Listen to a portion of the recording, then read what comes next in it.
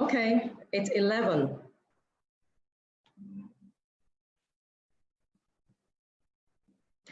Hello, everyone, and welcome to today's section.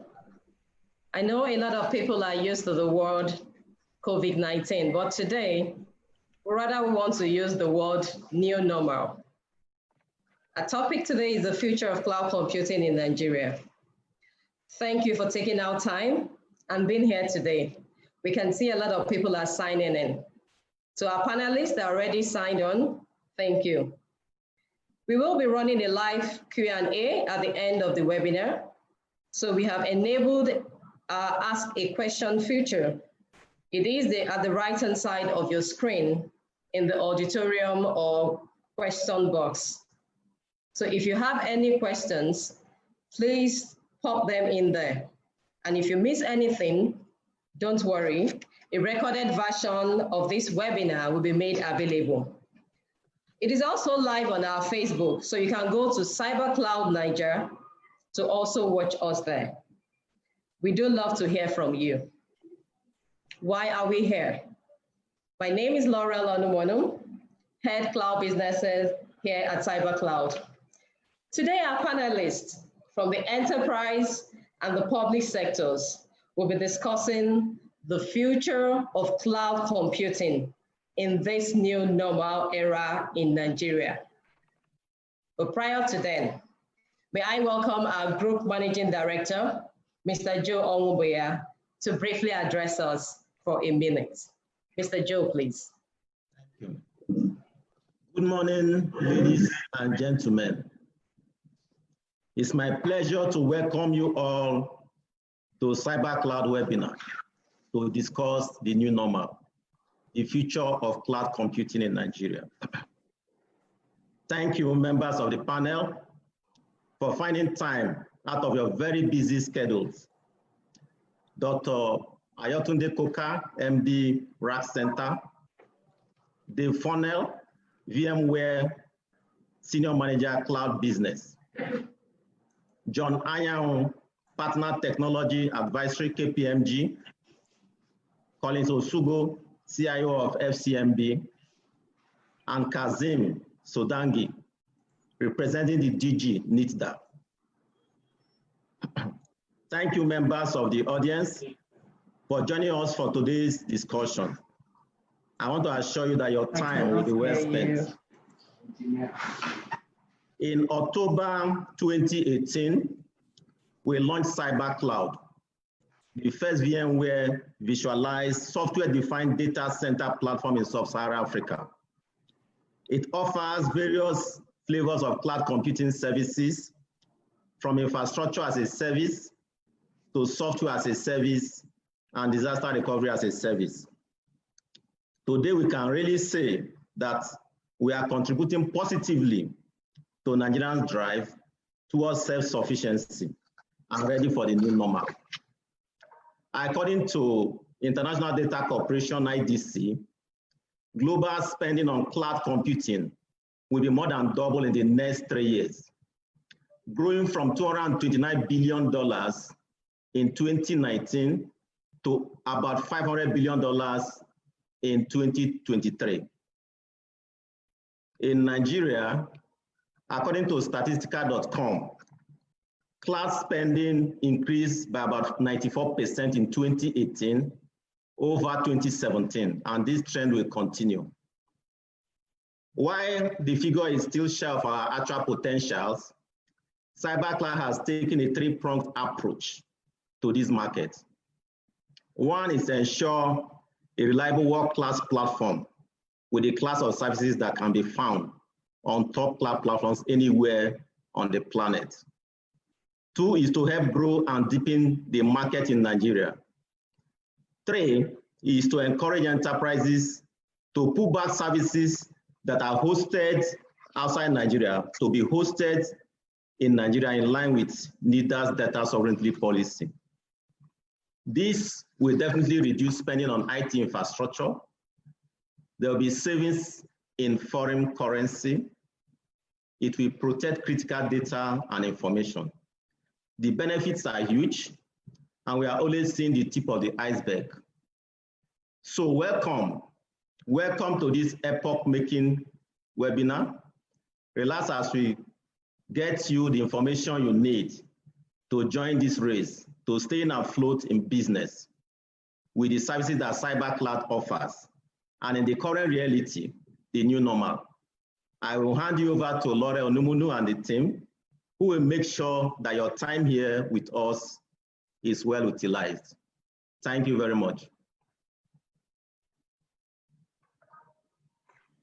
Thank you for that lovely welcome address from my group MD, Engineer Joe Onwuboya. So we need to kick the ball rolling, and I would like to also introduce quickly, my MD has done that already, but I'll just quickly introduce our panelists and the organizations they also represent. Okay. Okay, so first on the list here is Dr. Ayotunde Koka, the Managing Director and the CEO, RACK Centre. Mr. Tunde Koka has over 30 years international experience. He's someone that I really admire, and he's somebody that is very experienced, somebody that is also very lenient and ready to give back to the society in any capacity that he's able to. We're very delighted to have you as one of our panelists today. Next is Mr. Dave Funnell. Dave Funnell is the VMWARE Senior Manager, Cloud Businesses Sub-Sahara Africa. Dave Funnell is also the Cloud Service Provider Manager, and he has over 20 years experience in the industry within the ICT sector for some of the world's largest international vendors. Dave has a very strong technical and sales background, providing him with skills in creative problem solving and business analysis and what have you. Thank you for joining us on this webinar today, Mr. Dave. Thank you. Next is Barrister Kashim Sodangi. He is the National Coordinator in NITDA. Sodangi is a lawyer, but has a lot of word of experience in the ICT. He's currently the National Coordinator for the Office of Nigerian Content Development in ICT of NITDA. In his role, he oversees NITDA's effort in driving the development of local capacities in ICT in Nigeria. He also supports all the regulatory functions of the agency. Mr. John Ayaun, the Partner Technology Advisory in KPMG.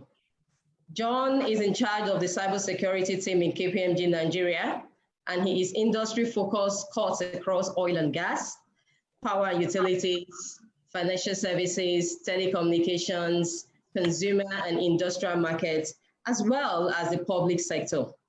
He has over 14 years of professional and business advisory experience. He's also responsible for leading cybersecurity engagements and performing security assessments and what have you. Mr. Collins Osugo is a CIO FCMB. Mr. Collins has over 16 years banking experience and 30 years in the ICT industry. No wonder he is the CIO of FCMB, which he joined in 2016. He is a man with a lot of excellent solutions. He's a very, very tough negotiator. We can tell that sometimes when we go for negotiation, if Mr. Osugo is there, you had better roll up your sleeves because he knows how to negotiate very well. And he's also an excellent executor with multiple success stories of probably planned and implemented projects in software applications, development, merger and migrations alongside support.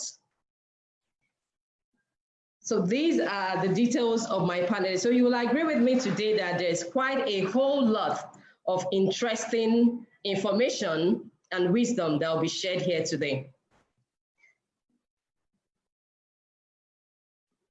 Okay, so we quickly go over to the first question for today, which will be passing to Dr. Koka. Dr. Koka, you're welcome once again, and we're very delighted to really have you today. Thank you very much. How are you doing? Very well, thank you. I'm delighted to be here and honored to be part of this distinguished panel members as well. Interesting. That's very interesting. We're very happy to see you as well too today. So Mr. Coker, a lot of people at the moment have actually been talking about cloud computing. Would you mind defining or telling us what is cloud computing? Looking at your expertise in your field of jurisdiction, can you tell us what cloud computing is all about? What are the concerns? What are the pitfalls? And what is the future growth in Nigeria at the moment? Because people have different definitions and different perceptions about cloud computing. So please, can you quickly educate us what cloud computing is all about? Well, cloud, thank you very much. And good morning, everyone out there and distinguished panelists. Cloud computing simply is services that you consume over the internet that's shared, regardless of where it's located out there somewhere.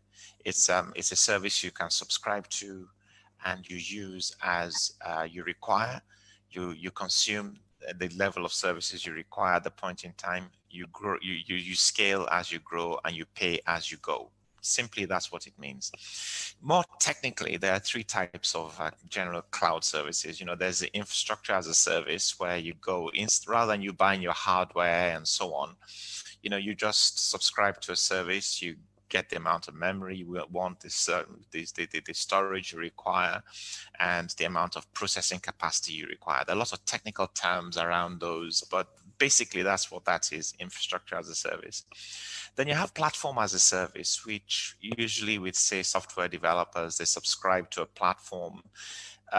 It gives them software facilities, you know, storage facilities and so on, for them to efficiently develop their software. And you tend to find lots of, you know, say fintech or agri-tech or edutech or XXX tech companies will use these platforms to help them develop services very, very quickly. I mean, I look at what benefits you get with platform as a service right now, and I think back to about 25 years ago, where all of these services we have to develop from scratch. But now you just subscribe to these services and you can actually get your solutions in very quickly. Software as a service is interesting with this third one, and a lot of us actually, I mean, pretty much everybody on this webinar has used software as a service in some form. It may be that your Yahoo or Hotmail or whatever that you have is out there. That's software as a service. Lots of companies will use other type of cloud services to run their businesses already. That's already software as a service, and you're using these services without thinking about it as being cloud, and it's being software as a service. So that's basically the definition of cloud. The benefits of cloud are these: ability to move quickly. You know, especially the COVID situation here has shown us that not all organizations are ready. Even organizations that are ready realize, you know, with respect to their business continuity planning and so on, realize that they actually need to just move very, very quickly to cope with the very, very unique circumstances that COVID has faced us with. So, you know, being able to subscribe to cloud services to move and pivot very quickly gives you that flexibility. You pay as you go.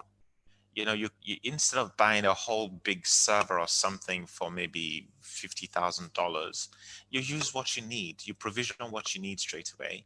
You pay for what you need.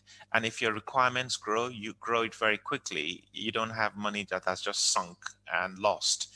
If your requirements shrink, in time you might choose to shrink back to what you use. But typically people would want their businesses to grow and their requirements to grow. That's why I come in with the pay as you grow an analogy. Downsides of cloud services. You see, the great thing about cloud services is they could be anywhere in the world, and you can consume them anywhere as long as you have the connectivity. But you see, where these cloud services are abroad, your data is actually held elsewhere. You have latency of having to your customers if you're delivering service to your customers, or even your employees if you're delivering services as a corporate CIO, will notice this latency and they'll complain. Or customers that are using ERP that are hosted in Europe or whatever, they'll constantly talk about this thing being slow. That's because of the latency. Also, your data, therefore, is held elsewhere. Well, because of developments over time, you know, the cloud services first emerged elsewhere. So we've been consuming those services elsewhere The great thing actually we have in Nigeria now is that we have, very high quality world-class data centers. We have very high quality world-class service providers like cyber space and cyber cloud, for instance. And we're now starting to see the technologies like VMware, for instance, coming in, and we established those services in Nigeria. So we're now able as an ecosystem to host cloud here in Nigeria. So therefore, the downsides of, for instance, having latency and so on can be addressed, and we have that capability. Finally, on that question, people might think downside is security and what's going to happen to my data, am I secure? Two things on that question. First of all, any cloud, you select your cloud providers carefully. You wouldn't go and subscribe some key business services to some tin pot company somewhere. But credible providers provide security levels that you wouldn't even be able to provide yourself. Absolutely. They have a vested interest, because should there be a security breach in the global cloud world, this was a concern more around about 5 to 10 years ago.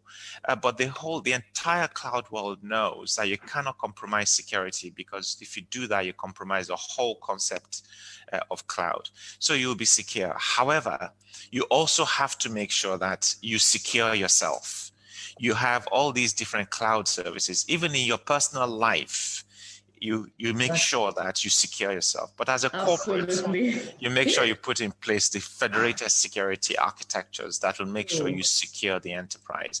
So cloud is bringing new levels of benefit to us, levels of functionality we couldn't afford before. SMEs being able to have access to technology capability at a price point that they would have never even dreamt of before. And for a country like Nigeria, where we have about 40 to 50 million MSMEs, and probably 2 million SMEs now, 3 million SMEs. As a fantastic opportunity for us to have a base of technology platform to grow the economy and to deliver agility and services to SMEs at a low price level that they can afford. Thank you. Interesting. Thank you. That is a very wonderful response and well-grounded. You spoke to a lot of things. So that would take me probably to my third question. You've answered my second question, looking at this recent extraordinary COVID-19, but let me use the word new normal here.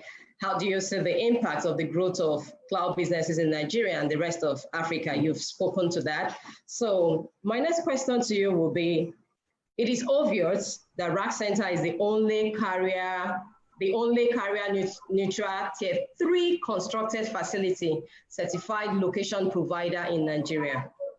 We're very proud of RACK Centre for that. What is your view on local players like CyberCloud and global providers? Okay, yes, we've been creating and nurturing some very strong companies in Nigeria. And actually in Africa, Sub-Saharan Africa. I'll speak to Sub-Saharan Africa as well. First of all, we've been creating good platforms for connectivity, that the enablers for cloud. And the companies like, we have other data center companies in Nigeria. It's good to have that kind of diversity.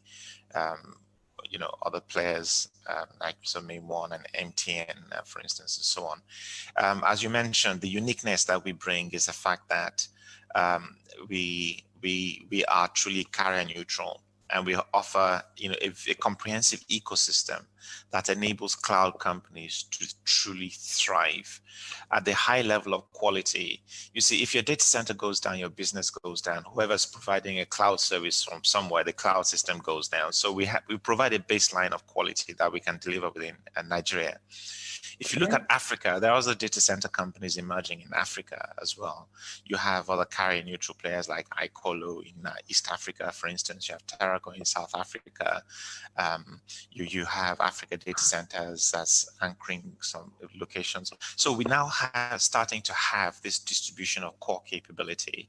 We also have other platform providers that are coming in and establishing their capability here as well, because we're bound to have the growth in Africa that with the population and the consumption of services just demonstrate that. If you look at the growth of telco, people felt initially mobile network providers wouldn't really thrive in Africa. And then it was, you know why? Because you have to have the right business models that suits the uniqueness and I guess some positive idiosyncrasies in Africa, right? So with the emergence of other service platform companies that deliver customer service, for instance, with what you do, we now have that capability to deliver those services locally. Now, with cloud, you know, where you host your data is one thing, okay? It's actually okay to consume services from elsewhere in the world. There's this global architecture that's in place now with the internet that has demonstrated its ability to flex. It's been really elastic in services coming on board to manage the demand of technology. And a lot of it has actually been spawned by cloud and content distribution networks and so on. So it's quite normal to have your data hosted somewhere. And I think data sovereignty is a very, very important issue that we have to address here. Okay. Exactly. And you then consume the services you require from anywhere else in the world. And that's where that carrier neutrality is helpful, because you know, you have a multiple range of carriers. Even carriers like to interrelate with each other with respect to sharing capacity and so on. But then you have the links into services all over the world that you can consume to deliver what you need locally here in Nigeria, both to SMEs, MSMEs, or even corporates like enterprise. And enterprises as well. I'll come back to you. I picked up something interesting from what you just said last, okay? But before I ask the next question, let me just go to VMware. Mr. Dave Funnell. Hi, okay, good. Well, all right. Else? I wanted to understand as well. So you have been in this industry and you are also handling the sub-Saharan African market. How has VMware evolved over the past years, given the rapidly evolving micro climate, and what is next for your business? Okay, so I mean, known as the leaders in virtualization. I'm not sure how many of your panelists or your attendees here use VMware today, but generally we're viewed as being the enterprise standard for virtualization. And been around a long time, but like any organization, we evolve and we innovate. And we're continually looking at ways at how we can improve the delivery of IT services for our customers and that delivery via our partners. So if you think about where we came from, yeah, we virtualize compute infrastructure. You know, we think we save about $10 billion a year for our customers in additional hardware they would buy, data center footprint, power and such like. And that's where we come from. And there's still some organizations still use physical servers, but the vast majority, both globally and within Africa, have moved across to a virtualized platform. But we didn't stop there. We then said, well, if you can do that at compute, you can do that with all the disciplines inside the data center. So much like you, CyberCloud have built a software-defined data center on VMware to deliver your services, we also virtualize networking and storage. It's far faster to be able to provision and deliver services if those services are virtualized, abstracted away from the hardware. And you've been using this term, the new normal. Every business is going to have to move faster as we move forward to stay competitive and to survive. So manage to virtualize your environment and all the disciplines within that environment, you can provision and consume resources far, far faster. We've moved forward from that. If you think about that was an enterprise. And I think as Dr. Coker said, you know, a lot of the time, these services were only available to an enterprise. Now we have that ability to deliver hybrid cloud, where we're moving these workloads in and out of someone's data center seamlessly into a cloud environment. And I think this is where it starts to get exciting in our relationship with CyberCloud, that your customers, whether SMEs or the enterprises, can now enterprise grade services at a cost price that is applicable for them. All those benefits of the cloud operating model, you know, that as Dr. Coker was saying, the OpEx, the granularity, the scalability, the resources demand, but delivered in a secure, safe environment. And I think this is the stage where we're at predominantly globally. It's assisting organizations in maybe reallocating their resources. I always say, you know, to someone that's an end user customer, what is your business? What should you be doing? Where should you be focusing?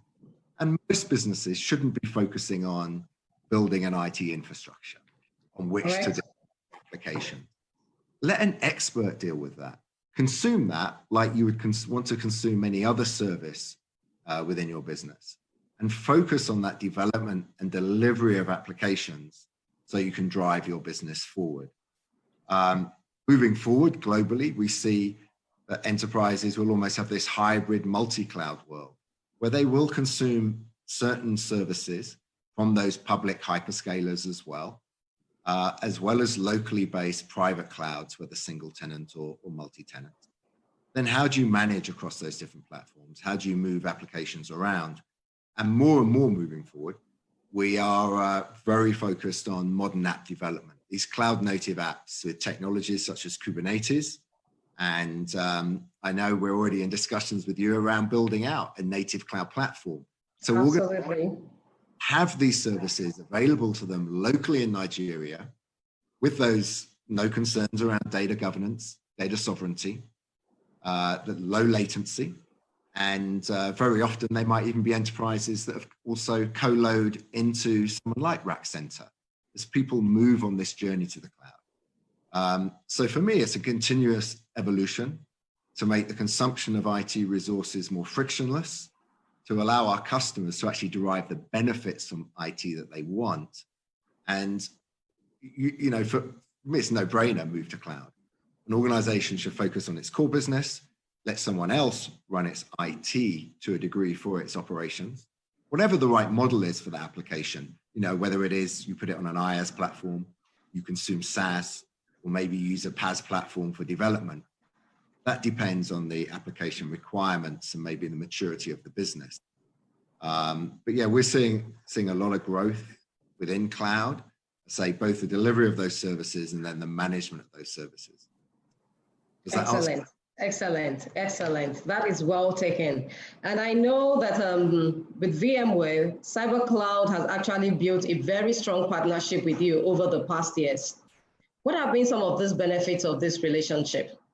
How has it assisted in bringing your business closer to partners and to customers? Yeah, VMware is a partner-centric organization.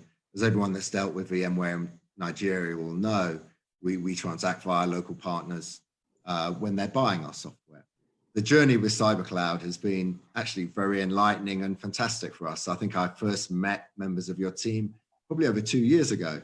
I wasn't sure, will we develop a relationship? Will we move forward? You didn't particularly have a relationship with VMware at the time. And you guys really invested. You know, you invested in training of your technical team. Yes. You invested obviously in the infrastructure. You've worked very, very closely. I know watching the call is my colleague, Lee Size, who I think is on another session with your team tomorrow around software-defined networking and architectures there. The upshot of that, now have a cloud verified platform. Now, what does that mean from a VMware perspective? Well, we often talk about VMware Cloud Foundation to end user customers as being the blueprint for a private cloud platform. If they were to buy the services themselves, buy the software, buy the hardware, train their staff, implement everything, get it up and running, probably a year's journey. Well, they can come to you and spin this up tomorrow. You are providing that software-defined data center on a certified reference design at the guidance of VMware and delivering that as a localized solution in South Africa. And as we move forward, I expect we'll build on top of that platform with other solutions. I mentioned native application development, the DR as a service so that people can seamlessly migrate their VMware environments into your platform. To the DR, yes. Use you as that endpoint for DR. What a great place. Maybe you've invested in infrastructure, but you don't really have the capability to finance a DR data center. Use CyberCloud as that DR data center. And very often I've worked with partners where when their customers DR into your facility, they don't want to move back out because the performance is better, the reliability. Excellent, yes. And it's more flexible. We have existing customers attesting to that already. Thank you, Mr. D. Oh, well, that's fantastic. Thank you. I would like to ask Mr. Kasim, the NITDA representative. Dr. Tunde Koka mentioned about data sovereignty. And while Dave Funnell was also speaking, he mentioned that as well too. Would you please mind tell us what this data sovereignty means for co-location and cloud industries in Nigeria? What is NITDA doing about this data sovereignty to actually support the local players in Nigeria? Good morning. Thank you very much, Laurel, for the opportunity to have NITDA on this session to share what we're doing and our perspectives on cloud computing generally in Nigeria, and to also sort of make the point and explain properly the perspectives on data sovereignty and the rules that are enforced in Nigeria currently. The first thing to note is that as far back as 2013, NITDA issued in line with or pursuant to Section 6 of the National Information Technology Development Agency Act, which is the act that sets up NITDA, precisely Section 6, paragraph B, issued a guideline for Nigerian content development in IT. One of these guidelines are specific guidelines to the retention and domestication of data services of government means rising from the operations of government, and data that is owned by government must be hosted locally. Guideline sort of provides what is most popularly generally understood as data sovereignty provisions in Nigeria. What it does simply is say that for the operations of government, for the services that are offered by, through, in partnership with government, for the data that emanates from the operations of government, the data must primarily, and in some cases exclusively, sit in Nigeria, very simply.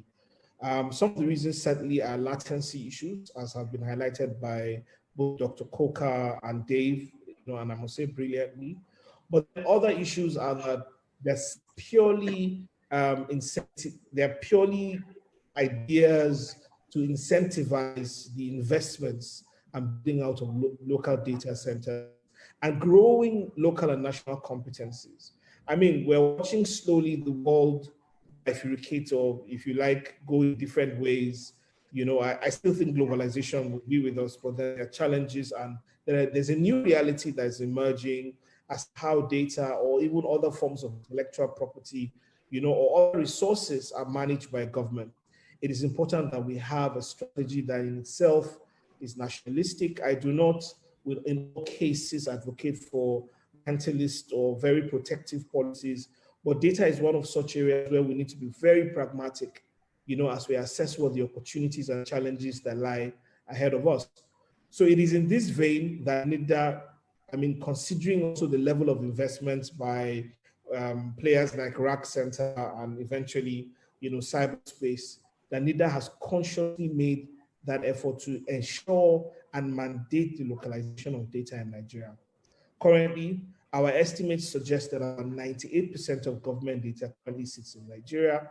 There are one or two data sets that sit or are shared with other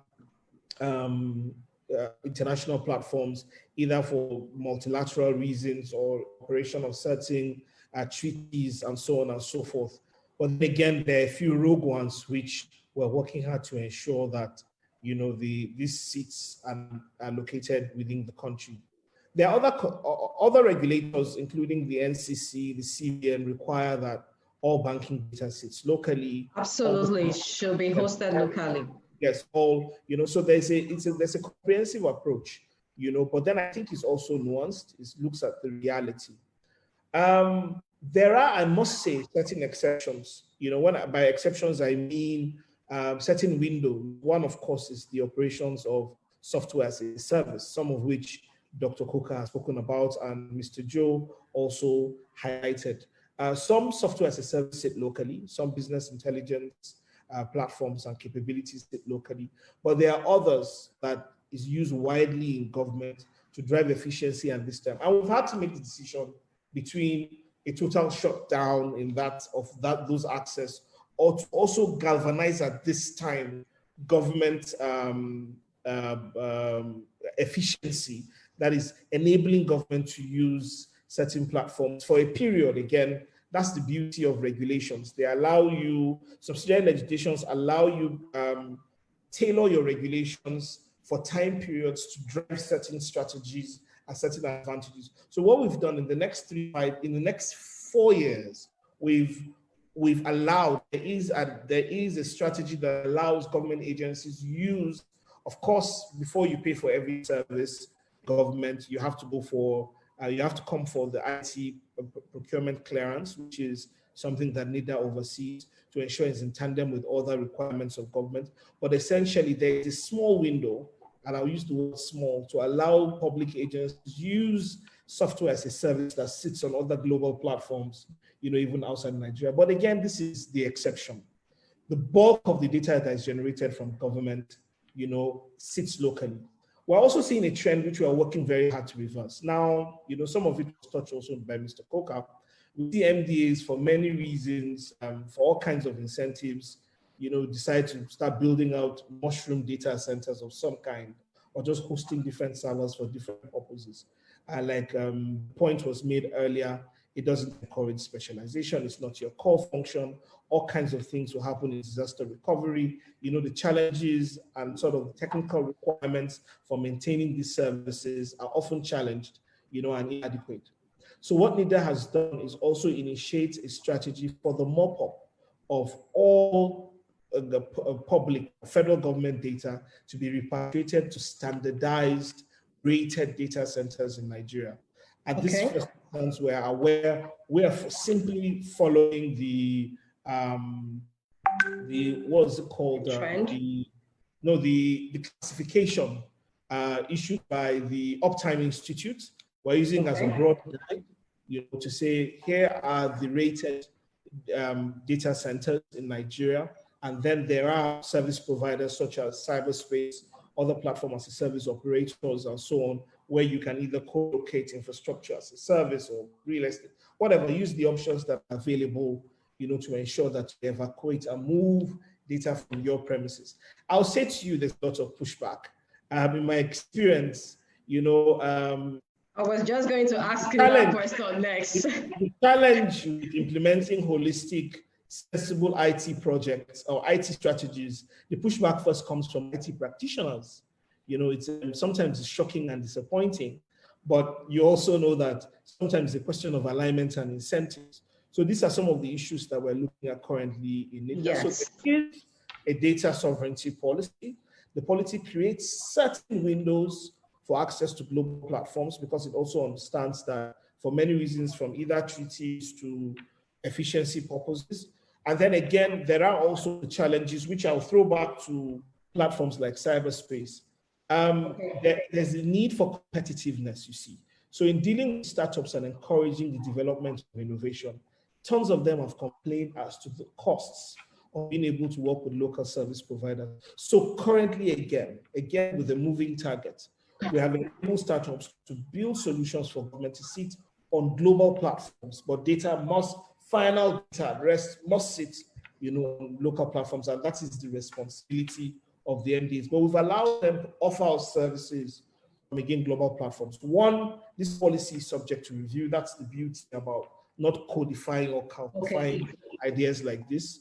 We're going to assess over a period. In another 3 years, we'll assess to see how this has fared. But we're encouraging SMEs to have cloud locations as offices, backup supports, DR, and so on, so that we also can see the sustainability and business continuity issues being addressed in offering services to government. So yes, government is adept at some of these things, trying to see how we can harness what is available with some challenges. Fantastic, Mr. Kazem. I was just going to ask you the next question there, but I think you were able to read my mind and you answered. I wanted to find out, is there any timeline towards the publications of this NITDA policies regarding this data sovereignty we're talking about? Is there any timeline? Is it known to the public and even the SMEs, MSMEs, and the enterprise, as the corporate firms?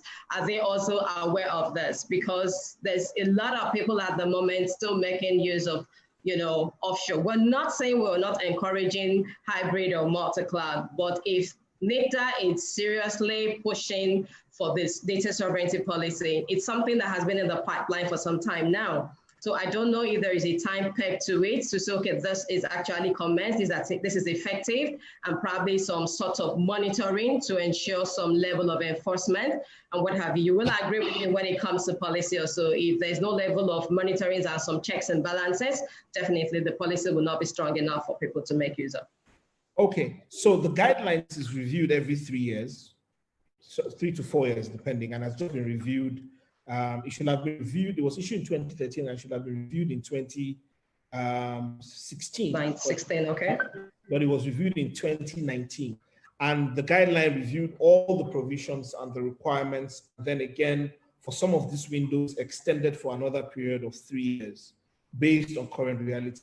But then again, why it also may appear that you're seeing trickles of this business is because of the other challenges that I've mentioned. One is that many MDAs have gone ahead before now to make investments into some setups. Some of them are called data centers.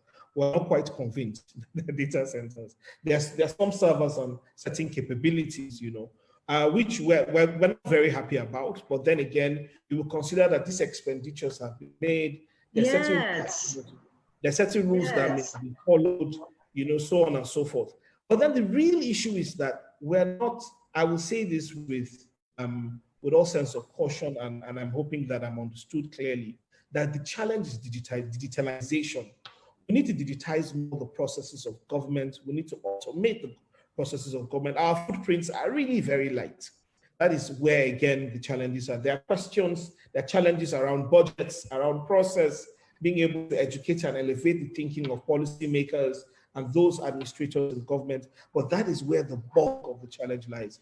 If you look at it, taking all in all, our footprints, our data footprints are quite light. So you see that eventually, the business isn't coming together. But again, that is where the challenge lies. With the COVID and the pandemic, where there's a challenge, and there have been instructions and regulations and directives exactly digitized. That needs to be addressed. Other funding mechanisms to ensure that all MDAs that require these services are able to do so, because there is also, as you're aware, that there's a significant strain on our public finances in Nigeria. Yeah. So we have to consider all kinds of models, for digitization and to enable investments.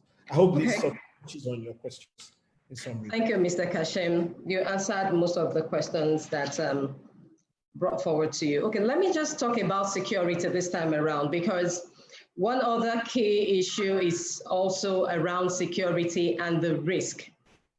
And we know that most of the local cloud service providers have actually put a lot of measures in place to ensure they meet up to all the kinds of securities that are required to give comfort to enterprise or to SMEs or anybody that is coming on board, especially for the co-location partner like RACK Centre and also cloud computing players like CyberCloud.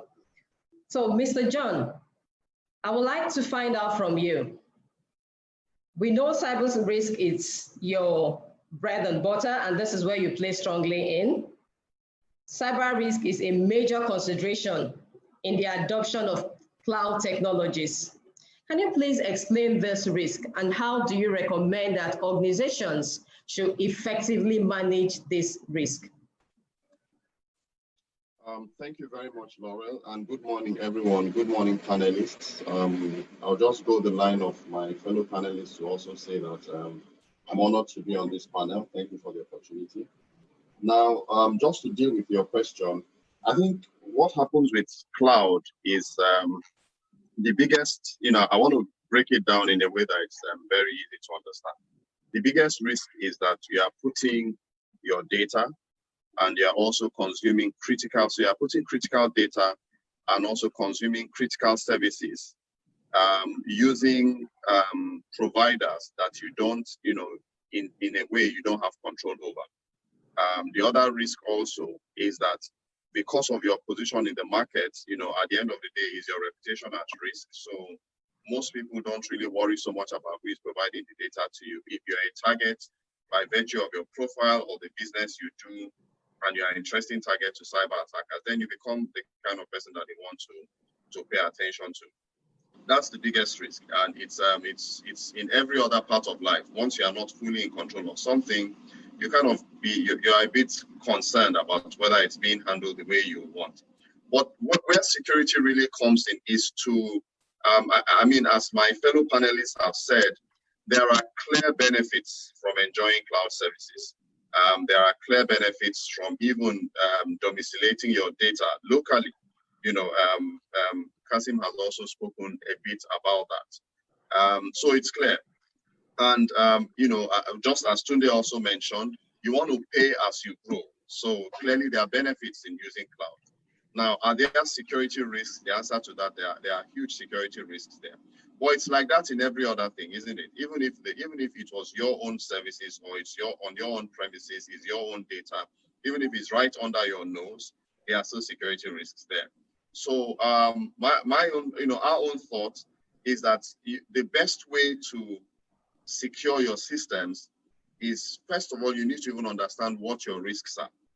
You need to have a full view of what your risks are, so that you can then be able to, you even know what you are protecting. You know what is at risk, and you know what you are protecting. If you look at cloud, what's at risk is that most of the processes that you would have had some comfort in controlling just because they are within your physical environment, or you would have either because you could secure it physically or you could supervise them physically. And I can give examples. There are some things that your operators would have done. It can be your teller if you're a bank. It can be your HR person if it's in your organization. There are some things that they will do on their system that if you could see them doing it manually or physically, you feel that you can put some control, you can manage some risks there. Similarly, if you have data and data is in your premises, you know who enters that data room and you know who comes out. So you feel you can control it. So those risks are there. I could go on and on, you know, just breaking them down, but every risk stems around, you know, what you can't see, what you can't control, and because you are interesting to the cyber criminals and the cyber attackers. Now, that should also drive how you will manage that. How then are you going to be able to manage or effectively mitigate those risks? So first of all, understand what you are securing, have a good understanding of your data, have a good understanding of what data is important to you, what services is important to you. That whole conversation around looking at the impact of the services you're enjoying and of the data you are using to be able to, you know, prioritize it in a manner that says, this is how important this service or this data is to my, you know, to my business goals and my business strategies.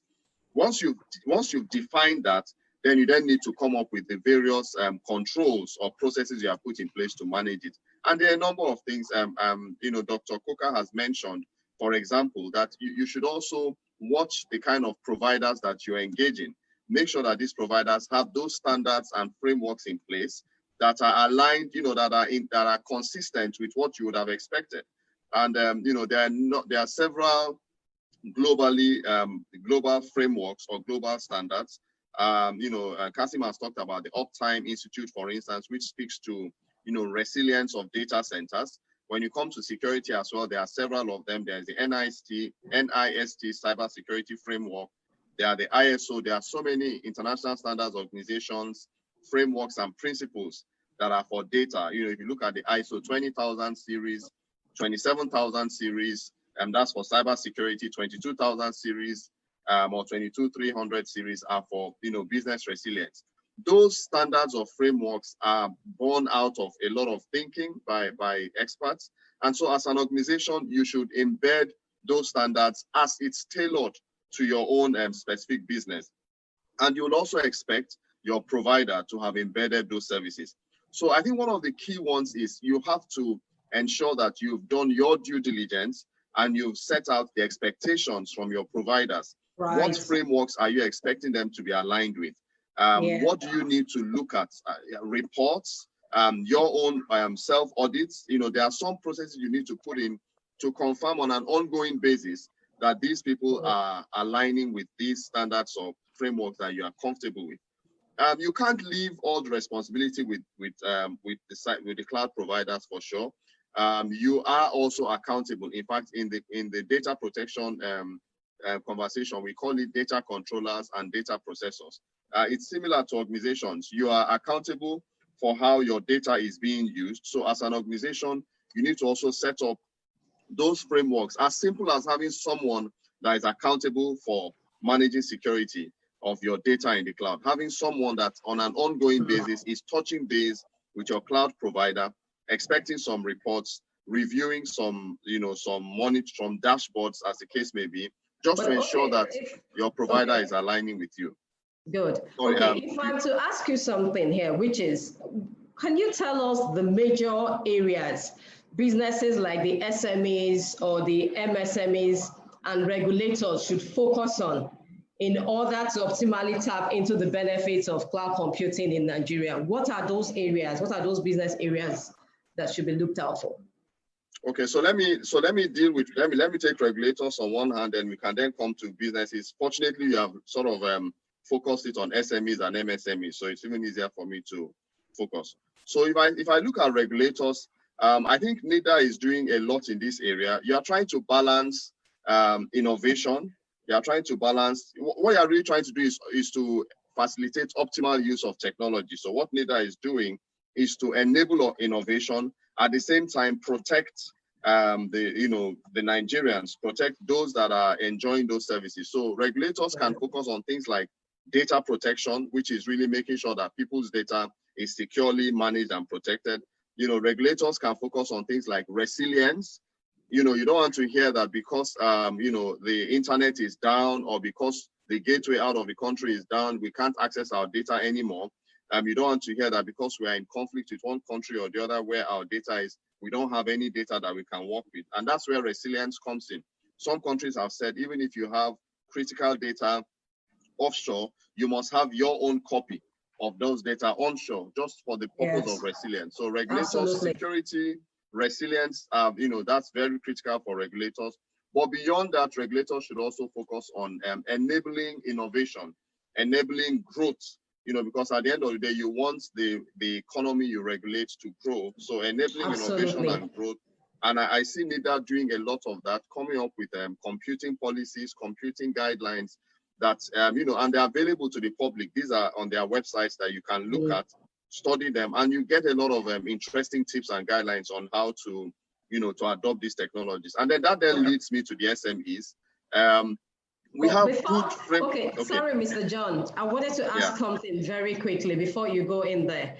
I know you deal with statistics a lot, and looking at your field of jurisdiction, how matured is the cloud computing in Nigeria?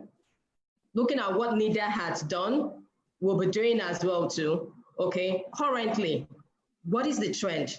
Do you have any statistics to share with us? Do you think the market is matured or is not yet matured? What do you think the market is at the moment? All right, thank you for that question.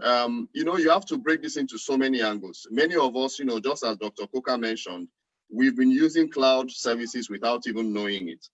Several people have been using the likes of Google Mail, Yahoo, so many services that are in the cloud that we have been enjoying for our own personal lives without even knowing that we're using it.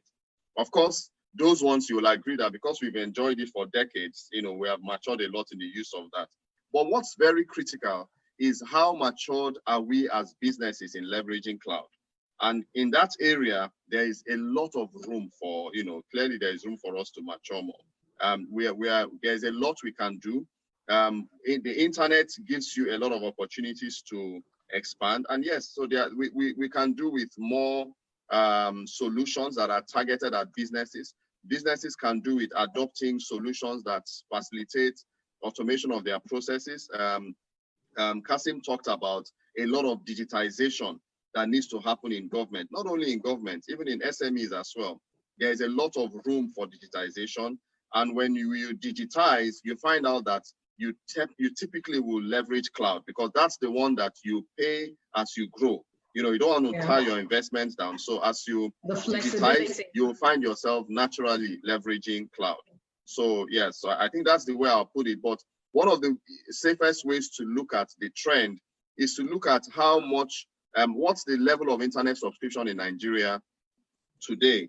And you'll be surprised that, just in the past 6 months, particularly with this whole period of pandemic where most people still needed to keep the lights on, even if you are not at the office, the internet usage has really grown significantly during this period.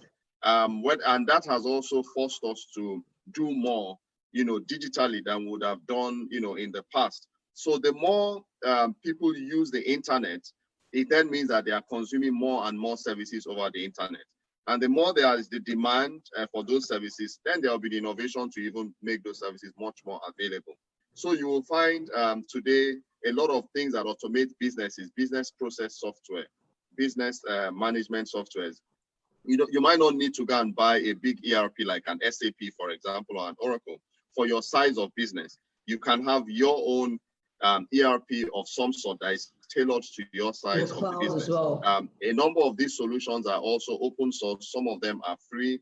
But at the end of the day, you must balance innovation with what you are protecting, and that's my own area of focus. You need to make sure that whatever you innovate with, as much as possible. Naturally, innovation moves ahead of security on the part of the person securing the system. On the part of the cyber criminals, their innovation is probably behind security. They are typically ahead. But on the part of those that are defending and protecting their data, typically we tend to lag behind. So we have to infuse those innovation mindset into the defenders and the protectors of data to ensure that we stay, we stay ahead of the curve. Thank you, Mr. John. That would be my view. Thank you. Obviously, from your response, there's a lot of improvement. We're not there yet, and I want to believe we'll definitely get there. The pandemic has really opened up a lot of opportunity and making everybody look towards that direction, which a lot of people have been more on the traditional side. But now we can see that pandemic has made it more possible to look towards the direction of virtual. Okay, Mr. Collins, you seem to be the end user here, and I'm very delighted that all the people that have been talking are from different expertise, providing one support, either the technical partner, the co-location partner, or the consultant. You are now the end user, okay, representing the bank. So being in the banking sector, one of the largest consumers of technology, I know, FCMB, how will the adoption of cloud computing like cyber cloud offerings, for instance, for the banks, despite different regulations and other factors, how has it determined the future of cloud computing in Nigeria for you? Okay, good morning, good afternoon all. I'm delighted to be here. And as you said, that is a very big question. It's a very big question. And you see, the banks have actually been in the forefront of cloud computing in this country. And that can be seen in the movement of their computing fabrics or infrastructure to co-location centers like MTN, RACK CENTRE, VMWARE, and also putting some of their computing needs on Microsoft Azure, Google over the years.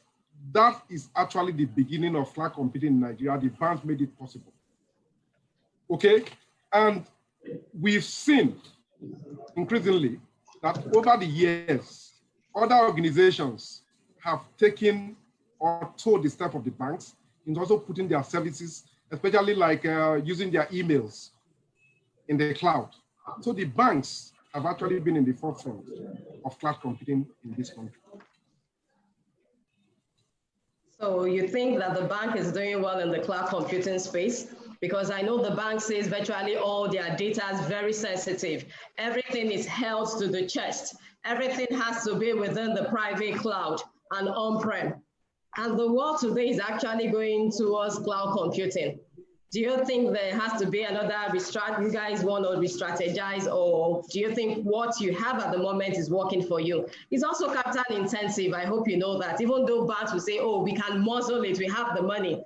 But you think you want to still keep going through that route? Okay, I think we look at it from two perspectives. The first perspective is that cloud is the way to go. And the discussion today is what the future of cloud in Nigeria. Absolutely. Right? The discussion, what is the future of cloud in Nigeria? What majority people do today, especially in this country, is co-location services. Okay, and I had a discussion with Dr. Tunde Koka yesterday on some of the things that are doing to ensure we have the likes of what Microsoft Azure is doing. That's the second bit of it. On the other side, we, as a bank, we do two things. One, we leverage on cloud services from third-party providers offshore. Then we also have our own private clouds and also on-prem services, leveraging on something like VMWARE, Converge technology to provide some of those services. In one form or shape, you find out that cloud computing has been here for a very long time, but how is the future of cloud computing in Nigeria? What are the issues? How do we solve them? How can we begin to have trust that RACK Center have their own cloud services? Because it's an ecosystem, end to end. It's not about putting a data center, bring my services there. So we look at it. Dr. Koka was saying there's infrastructure as a service, there's a platform as a service, there's a software as a service. So you find that today, what area does RACK Center play? What area does Main One play? MTN, what area do they play? But for the topic, what is the future of computing? There are so many issues around the future of computing in Nigeria. Yes. Okay, there are so many issues for which we have to start from government. I thank God that Kazim is here and he mentioned some of those things. Data sovereignty, like for instance, every 4 years or 3 years, I spend the bank spend a lot of money doing infrastructure revamp to be able to ensure that they keep data locally. Meanwhile, if we have organizations like RACK Center providing the kind of services that Microsoft Azure is providing, we will leverage on that to keep those data within, and will not do the investment, capital investment on those revamp, on those technology revamp, and I will be paying an OPEX model, which at the end of the day will ensure that I consume local content faster and better. My operational costs will go down. And you find out that forests that we pay out every year, maintaining those services will definitely keeps fluctuating. So you find out that one, for banks to be able to have confidence, to be able to host and work with local providers, there are certain criteria that need to be met, certification, because we're talking of trust. There have to be a centralized trust in what we do. Because of the ecosystem, you provide end-to-end service, from the infrastructure to the managed service to on-demand service, because the service you are providing at the cloud level is something that is, rapid elasticity, on demand. I should be able to increase my compute any minute I want it. So you find that government need to play a part. Like for instance, when I was listening to Kazim, he was talking about the National Broadband Plan of 2013. And what was that plan? The plan was that the download speed of internet for everybody in this country then should be 1.5 Mbps. Okay, and through that objective, they will be able to cover 30% coverage of the whole nation. And also providing and ensuring that 80% of the entire country has 3G. But today, is that realistic? It has not been realistic because we are still running on 2G, 3G, fluctuating here and there. That is a problem. And of recently, they just enacted another one trying to say, divided into rural and urban on this broadband. So we need to get that right. So government need to put an adequate policy to ensure, because that is the beginning. Then also regulations must be exactly like you were talking about the data sovereignty. We need those to be in place and handy competition. Then the banks can be able to, okay, RACK Center comes up with their own local cloud service. Why do I have to host with Azure? I don't know where it's hosted. All I know is I get my services. Look at when there was the total lockdown. Nearly all the banks in Nigeria work perfectly and provided service in one form or shape because they've been able to put measures in place to make sure that this works. So the banks have been in the forefront of cloud computing, but in the context of the discussion of today, the future of cloud computing in Nigeria, the government needs to play a significant role in making sure that the adequate infrastructure is in place. The enterprise, the likes of VMWARE, the likes of VMWARE, the likes of KPMG, they must assess the risk and ensure that the skills required to manage these services are in place. Then obviously I will tell you, once the banks buy up to one of these local providers, trust me, the sky is the limit.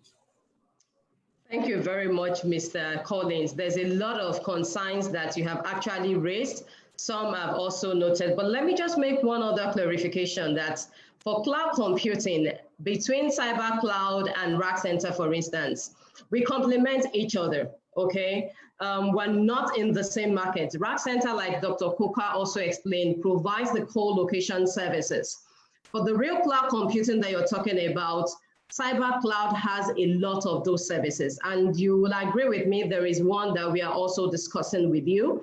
And I want to believe that probably after this section, we would also take it forward, okay? And we've also brought to your notice, they are willing to do a lot of POCs with you to actually give you that comfort. Secondly, you also mentioned the aspect of certifications. I'm sure you know that RACK Center is a certified Tier 3 data center, and that is where we also built our own infrastructure at the moment. So the certification 27001, that's the ISMS, is well taken care of. And a few months down the line as well, so we will be getting the BCMS, Business Continuity Management System certification for Cyber Cloud as well too. So definitely our services are tailored to standard operations, and for you to get such certification, you know what that entails as well too. So thank you for most of the concerns that you raised as the end user. I want to believe that VMware has picked a lot from that. Dr. Koka as well, pardon me, has picked a lot from that as well too. So let me quickly ask a few questions to Kazim. The participants have been sending in a lot of interesting questions to us. Somebody sent in a question saying, how do we extend sovereignty to cover social media data of Nigeria citizens? This goes to Mr. Kashim. Thank you, Laurel. We have heard proposals to localize all of Nigeria's data.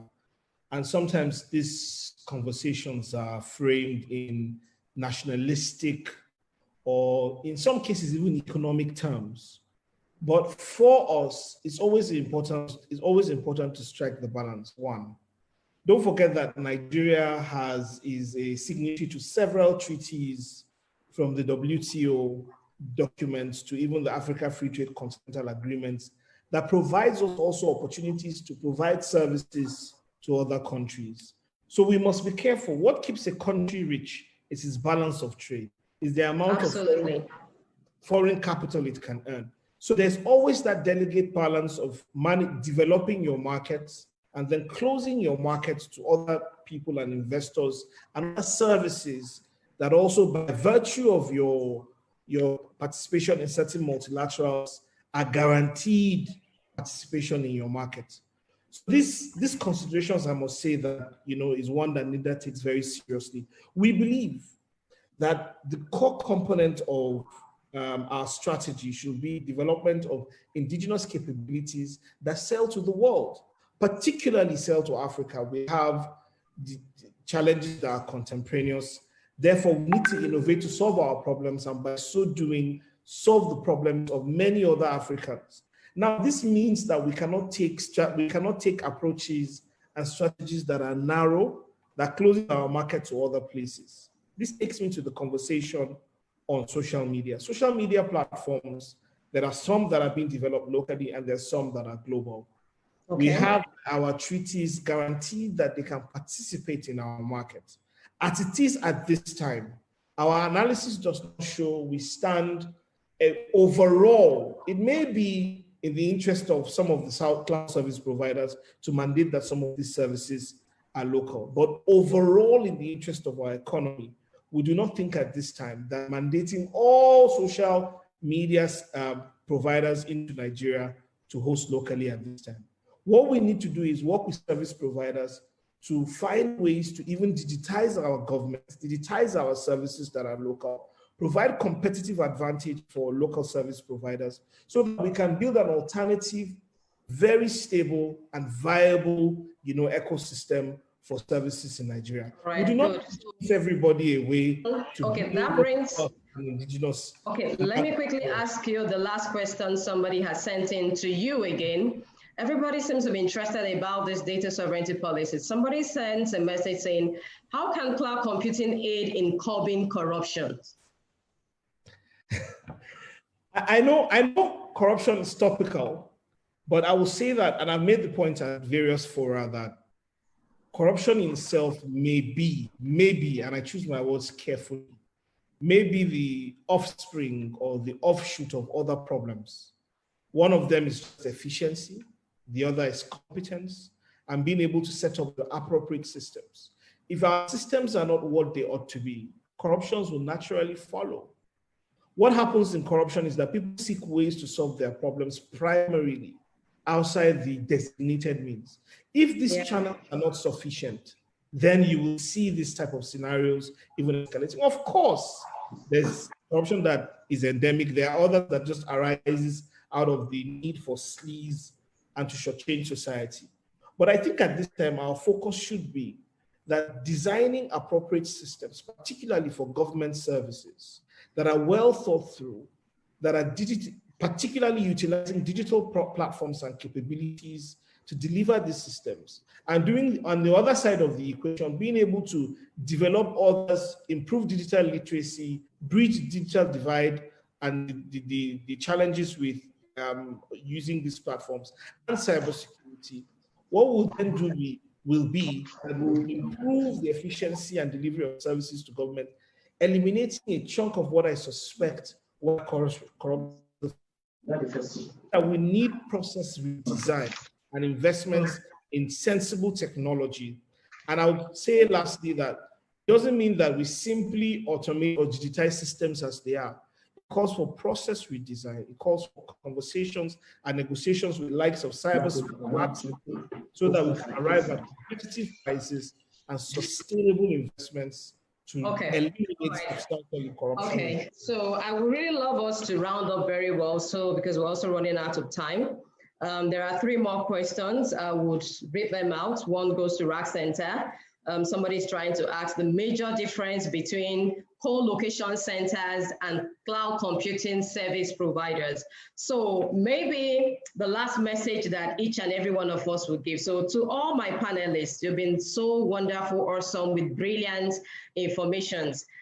In 1 minute, for all the attendees, if the attendants or the attendees or participants should walk away with one message from the topic and the fantastic discussions we've had today, what would that message be? Can you tell us in 1 minute, Dr. Ayotunde Koka, please, what message would you want to leave for the attendees today? Your mic is muted. Yes, so thank you. So if we go back to the subject around the future of cloud in Nigeria, where did we used to be? We consumed international cloud, and will continue to. I think Kazim's given us context about data sovereignty and classifications and what you would use where.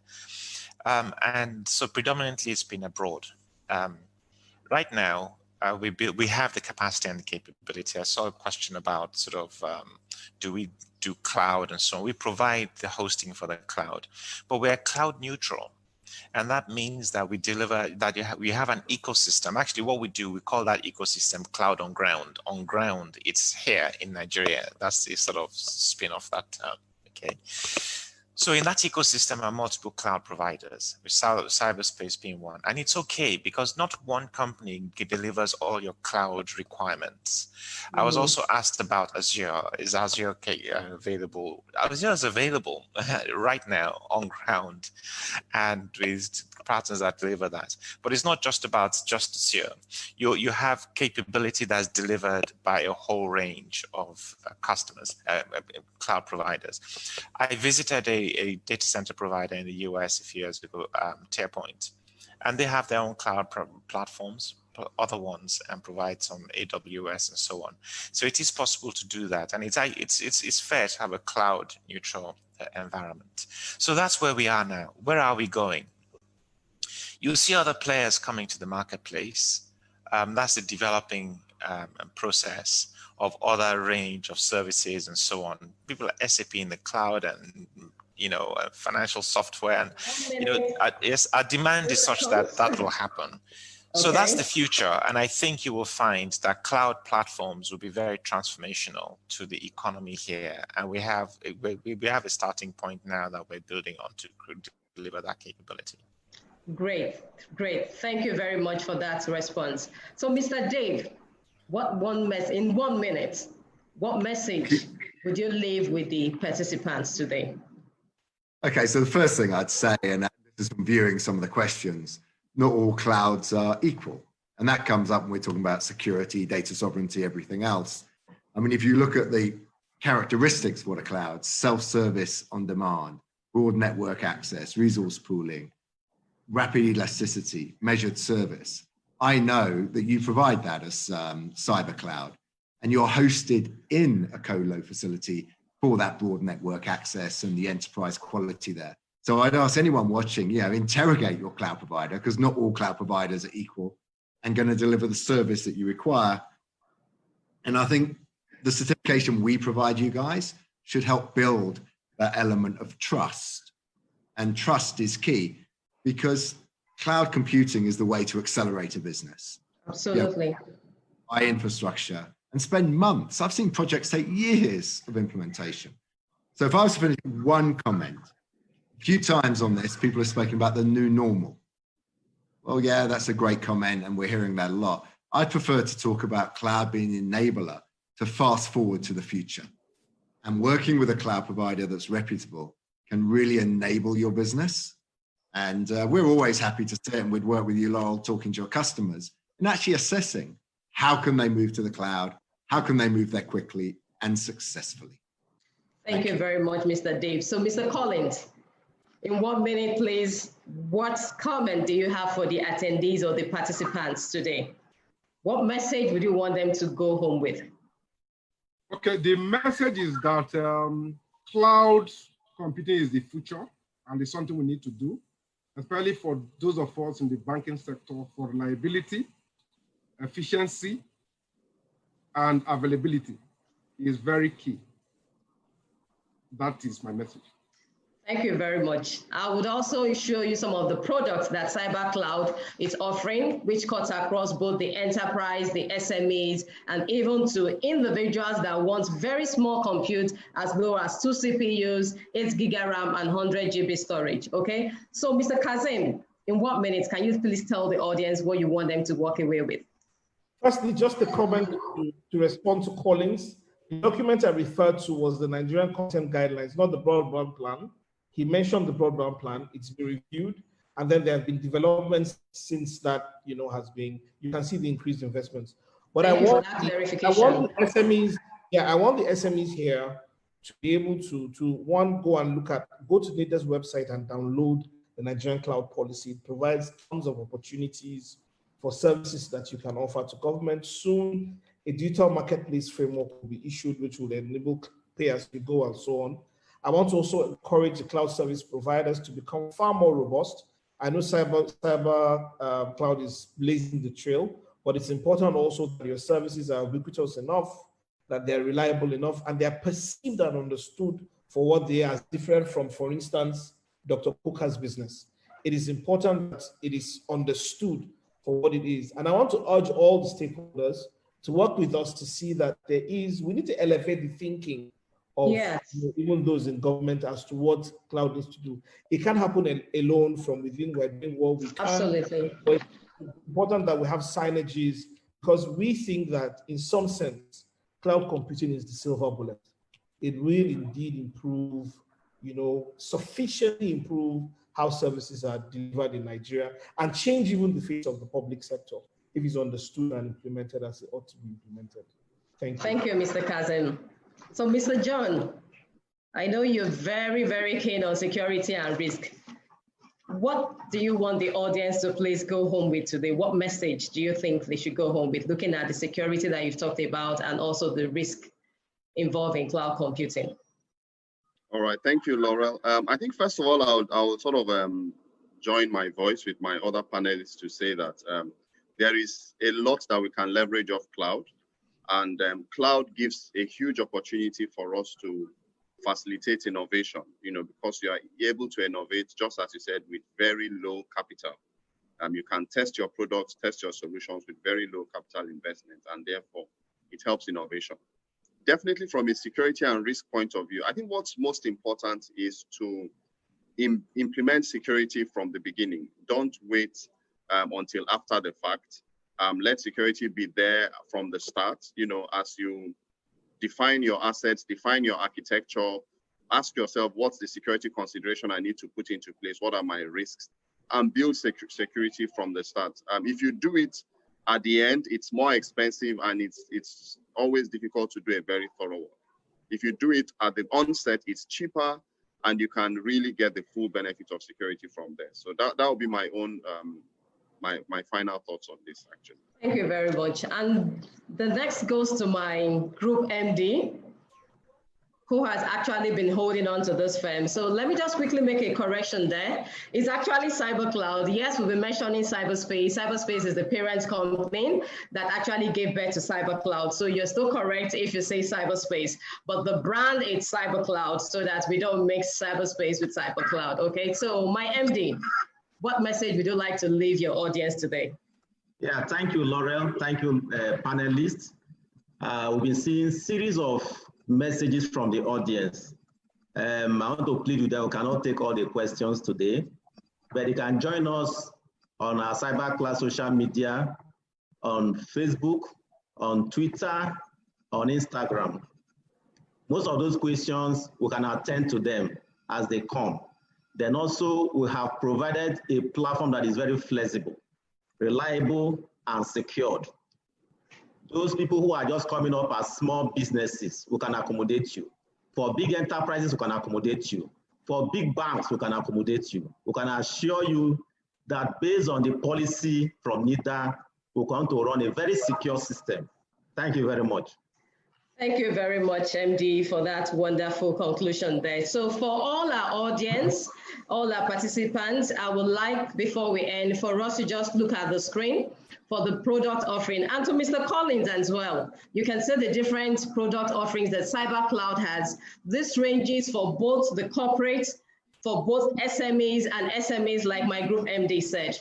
We cater for different markets, and as you can see, the software-defined data center to hybrid, which you're operating, to dedicated, even the software as a service that Dr. Coker and Kashim also spoke extensively on. Whatever kind of service that you're looking at on the cloud computing, we have all the services available at the moment. And the traction has been very interesting as well. A lot of companies have been making different inquiries. So for a lot of our attendees or participants that have been sending series of questions, please, you can contact us, like the MD rightly said, you can contact us via any of the social media platform. You can also send messages to us via our sales@cybercloud email address or customer care email address, and we will definitely pick your questions and come back to you. I want to believe that this section has been very informative. This section has been very interactive as well too, to meet a lot of different target audience needs. I believe that we'll have more of these sections to address the market. because everybody needs the information. We all need to be informed. When you are informed, it helps you to take informed decisions. Organizations need to know the local cloud providers like CyberCloud, who is the Nigerian leading cloud service provider at the moment. They need to also know the kind of offerings that they are rendering. They need to come back home, which we all know is very, very key to us. Thank you to all my panelists. Thank you for taking out time to actually log in to join us today. And for those of us that has actually sent in questions that we're not able to read out or answer, you can be rest assured that we will come back to you and respond to all the questions that you have sent to us. So on this note, it's been a pleasure being with all of you today. Thank you very much and enjoy the rest of your day. Now, MD, I'm sure my appraisal will be fantastic after today's panel, right? Thank you, Laurel, and thank you, all the panelists. We really appreciate so, your Mr. effort. Collins, you can be rest assured we are just a phone call away. We'll call you after this section to have an additional in-depth audience with you to understand areas of your concern and how we can meet your need. Thank you, Mr. Kashim, for representing the DG. Thank you, Mr. John Anyao, for giving us a lot of insights on the security and the risk as well, too. Dr. Koka, my mentor as well, too. You inspire a lot of us in the market as well, too. Thank you very much. We really appreciate your honor to be in this section today. And to Mr. J. Funnel, I know we have time difference also, but thank you that you're still able to wake up on time and attend to this. We'll get to see more of you to talk more, and I'm very delighted that you've heard a lot of feedbacks from the end users, from some of our co-location partners and some of our regulatory bodies. So that I'm sure you can take back to your drawing board as well too, especially in the area of cost. Somebody mentioned pricing. Please, we'll talk about that as well, because we want to accommodate a lot of our SMEs and SMEs. So your price needs to also be very, very competitive to us. On this note, thank you very much, everybody. Enjoy the rest of your day. Bye. Thank you. Thank you. And bye-bye. Thank you, everyone. Thank Bye. you. Bye-bye. Bye.